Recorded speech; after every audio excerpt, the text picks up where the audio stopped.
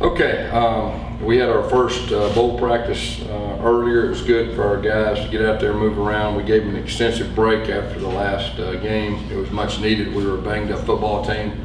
A lot of positive energy out there moving around.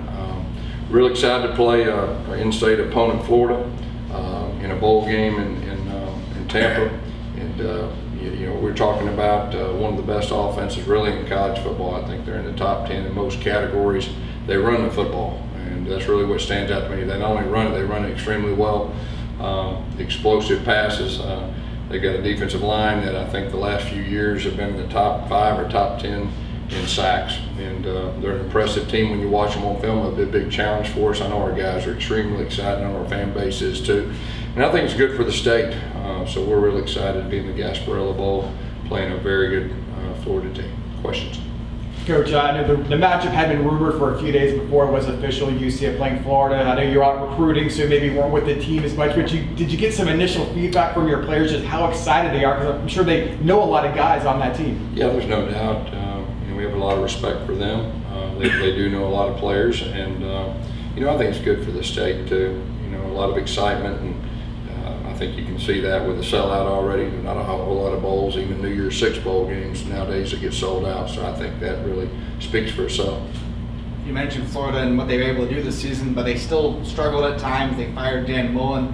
How does that change things for your preparation? They're going to have an interim head coach and kind of a different staff, I guess. Yeah. There's no. Well, first of all, I'm going to say Dan Mullen's probably one of the better coaches in college football. I know they went through a tough time and all that, but he's got a lot of really good players. You know, they lost some tough games. I mean, you know, obviously being the top 10, you know, in offense, total offense, and playing the defenses they play, very talented as far as that goes.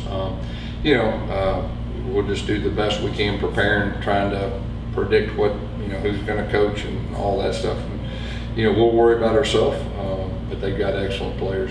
Coach, you mentioned preparation. You got a number of weeks, even or days, weeks coming up to the bowl game itself. Could this be the most healthy your team is since Louisville? And if so, what benefit does that bring you? Yeah, I hope so. We kind of limped home, you know, and the last few weeks it was pretty interesting at a couple different positions. So we're hopeful that you know, we'll have all hands on deck that aren't out for the season, you know, or left. So that's exciting, and everybody for the most part practiced today. So that was a good feeling to have our team out there. What do you like most about having extra practices and leading up to a bowl? Yeah, you know, in a normal year, you like to develop your young guys. You get a chance to, you know, really spend 4 or 5 days developing them. Now, the difference is with us is our depth. Those young guys are playing, you know, so it's a little bit different than I'm used to because we just don't have the depth right now, and because of the injuries and the people leaving, all that, we've got our select group. So we're really focused on us and getting better at the little things, and that'll be helpful for the future. But it gives us a little more time to prepare for our opponent, and it's much needed. You know, every year bowl season now, it's kind of a thing for some guys to opt out, maybe prepare for a draft. Are you expecting a full team for the bowl? You know, I'm expecting, you know, a full team. I've not heard from any of our guys. Likewise, I'm not saying it won't happen this day and time in college football. But I do know our guys are excited to play in this bowl game. We're excited to play right down the road. You know, we want to really try to send our seniors out on a high note, and obviously in this game it would be. And we're still in the foundation. I've said it, you know, probably like a broken record, but you know, we're in the foundation part of building our program, and so we're excited to play in a bowl game, especially in this state. Parker Navarro scored in 3 straight games. Do you expect him to step up in the bowl game as well? Yeah, we probably need to give it to him more, don't we? He scored in 3 straight games. Yeah, he's a guy that has really come on.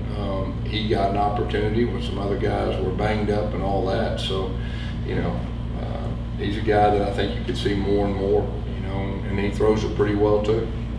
Mentioning the quarterback position again, Mikey King, a while back we had talked about that SMU at the time looked like it was going to be the toughest challenge remaining on the schedule. And now with this game, obviously, I mean, is it safe to say that Florida is that challenge? And if so, what better or what more does Mikey have to battle with? Yeah, I mean, this is definitely one of the more talented teams we've played. I mean, we played Cincinnati, and I think they got a chance to win the whole thing. But, you know, this is a talent that is close in that atmosphere. The thing about Mikey, I'm real proud of him. He was banged up late in the season. you know, he's going to be healthier. That's good. He's a winner, and you know, he led us to 5 out of 6 wins down the stretch right there. Not 100%. I know he'll be closer to 100%, so I know that'll be helpful. But he's excited. You know, he's ready to lead our team. Coach, to piggyback on that, have you seen a freshman quarterback, a true freshman in your experience, from the end of the season to a bowl game with this gap, improve a lot? Will this be a big deal for Mikey? Oh, there's no doubt. I mean, you got to understand, if you put yourself in his shoes, I mean, you know, he knew he was a number 2 quarterback, but game 4, it was all him from the rest of the way. It was a learning experience for him. You saw him in his preparation just improve. You know, he was able to battle through some adversity, which I think is important. And the thing that he's done a few times is, you know, he's helped win games for us.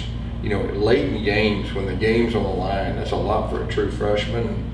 And he did that. And his teammates have a lot of confidence in him. And I think that is one of the bigger attributes that a quarterback can have is teammates have a lot of trust in him.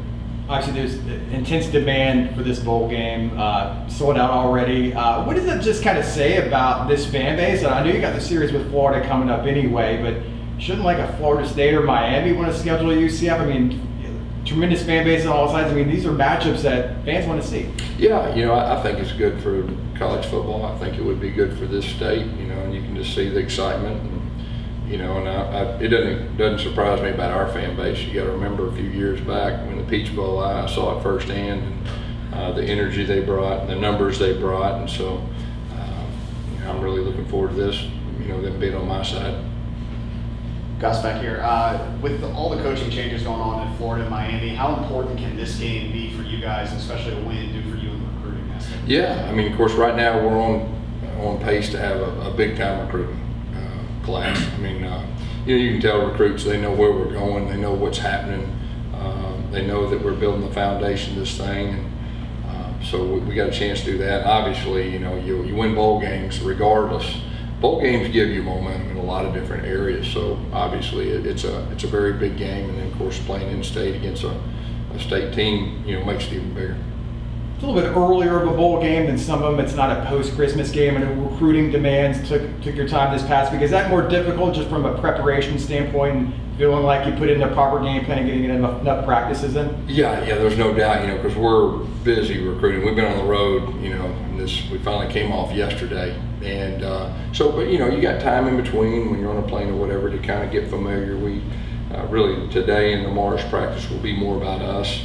But you know, the timing of it being the 23rd, you know, I think it fits good. Signing day is Wednesday, and we still got a good 8 days before our game, so we'll make it work. What do you think of early signing day? You know, I think nowadays coaches are used to it. I mean, whether they like it or not, they're used to it and they're in a routine. I know for me, it's just getting in a routine, knowing what to expect. Now, this is the first bowl game, I think, before Christmas I've been a part of, so that's something a little bit new. But you know, we'll see what happens. I mean, you see the landscape of college football changing almost on a weekly basis. Okay, so you know, there's talk about a different signing day. Whatever that is, we'll be fine with it. And we'll adjust.